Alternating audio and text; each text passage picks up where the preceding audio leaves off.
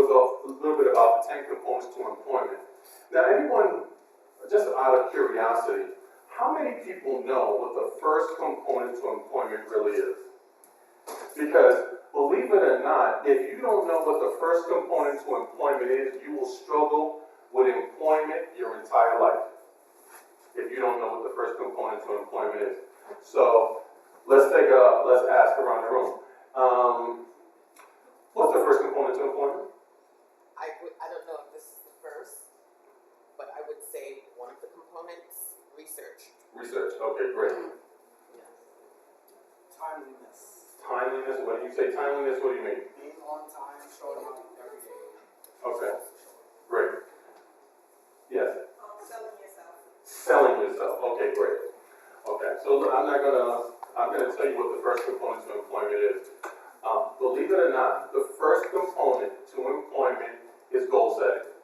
It's the first component. Wow. Before selling yourself, before anything else, it is goal setting. Absolutely. And there's a reason why goal setting is the first component to employment. Think about it for a moment. If you never establish a deadline in which to do something, does it get done sometimes? Think about it for a moment. Right. I can tell you many times there are things that I have to do around the house, and if I don't say I'm going to do it by Friday, I can just tell you Friday turns into next month. Right? So in order to effectively go out there and get a job, you have to establish a deadline in which to get it. And there's a reason why you want to have a deadline. The reason why you want to have a deadline is because you want to be able to mark your progress. Right? If you don't have a deadline, and I can just tell you from doing a lot of presentations and helping a lot of unemployed folks, those folks who never establish a deadline in which to get a job, that week turns into a month. That month turns into 3 months. 3 months turns into a year. And when I tell them that they've been unemployed a year, they're shocked. Like, has it been that long? Really? Yeah, like you haven't worked in a year. You'd be surprised how time flies. Yes. Time is like this. Before you blink, a month has gone by. Think about it for a moment. Just look at this year. Before we blink, Christmas is going to be here. You blink again, it's going to be New Year's Eve. Right. You blink again, it's going to be Martin Luther King's birthday. You blink again, it's Super Bowl. So these are events that happen in our lives, and before we realize it, time flies. So we have to be able to establish a deadline. And the reason why a deadline is so important is because, think about it for a moment. How many times have you gone to a supermarket without a list and forgot something? I know I do it all the time. Like, I can't remember toilet paper to save my life. I go to the supermarket specifically for toilet paper, and I see something on sale. I'm like, oh, I gotta get that. I gotta get this. Before I even get to the toilet paper, then here I am driving back to my house, and I'm like, I gotta turn around and get toilet paper, right? That's what happens when we never establish a deadline, a goal. Right? That's why we have our list, right? Think about it. You write your list, you go to the supermarket, oh, I gotta get this, I gotta get milk, bread, all that kind of stuff. And we oftentimes don't take that with us in our lives, right? But goal setting is the number one component to employment. Once you've established a deadline, then now you can check your progress. And that happens with everything in life. Think about it. If you wanted to buy a house right now, right? And you might say, I have no money, right? There's no way I can get a house. Incorrect. If you say to yourself, in 3 years I'm going to have a house, guess what's going to happen in 3 years? You're going to have a house, right? And the reason why is because now that you've established a deadline, guess what happens when you establish a deadline? And a lot of people don't realize this. This is true. This is what really actually happens. When you establish a deadline, believe it or not, your mind now finds a solution to your problem. That's what it does. Think about it. How many people in here have gone to bed with a problem and found it difficult to go to sleep? Think about it. You're tossing and turning around. You're like, oh man, how am I going to pay for this? Right? Like you're trying to figure out, how do I make it happen? And you can't sleep comfortably until you come up with a solution. Right? As soon as you pick up the phone, you call your cousin like, yo, can I borrow $200? And say, yeah man, I'll borrow you. I'll lend you those $200. You go to sleep like a baby, don't you? You're like, I'm good now. I got that money. Right? But if you need $200 and you don't know where to get that $200, then you start thinking about it like, your mind is turning like, hey, I already borrowed money. They won't let me no money. I gotta see if I can get a time at my job. Like, that's how the human mind works, right? And that's what happens when you establish a deadline. When you go to bed, your mind is now trying, your subconscious mind, because there are two parts of the mind. There's your conscious mind and your subconscious mind.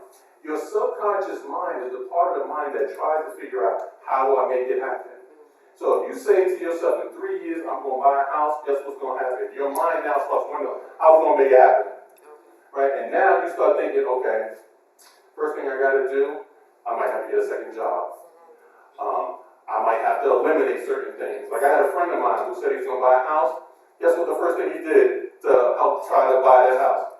He cut off cable. He's like, man, cable like $225 a month. He cut off cable for 3 years. But guess what? He got a house in 3 years.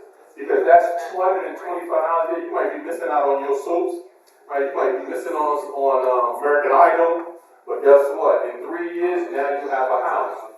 Why? Because you said to yourself, in 3 years, I'm going to have a house, right? And now the mind started figuring out a way to do it, right? And in fact, it's so funny. I was talking to a guy. This is a true story, right? Because what also happens, I don't know if you ever heard this before, but they always suggest that you keep a pen and paper near your bed when you go to sleep. Why? Because you get the best ideas while you sleep, right? And I had one of the guys in my workshop, I told him that. He's like, are you serious? I was like, yeah. Keep a pen and paper near your bed, and if you want to make money, your mind is going to figure a way how to make money. So he didn't believe me, right? He comes back to me a week later. He was like, Palmer, I want to thank you.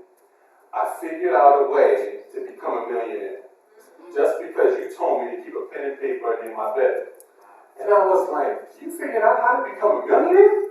I was like, well, tell me, how'd you figure it out? He was like, I'm going to tell you because I know I can trust you, but don't tell nobody my secret, right? I was like, okay, well, how you going to become a millionaire? He says, you have brushed your teeth in the morning and had that toothpaste at the end of the toothpaste tube that you couldn't get to.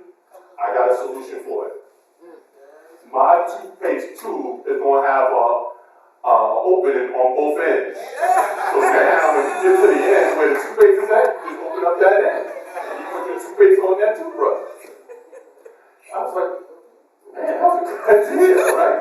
He says, and listen, you know how you get that peanut butter at the bottom of the jar and you can't get to all of it? Guess what? My peanut butter jar is going to have a bottom. It's going to have an open on the end. We got to screw up, unscrew the bottom, and then it's going to get your peanut butter. I was like, okay. He's like, I got a bunch of them.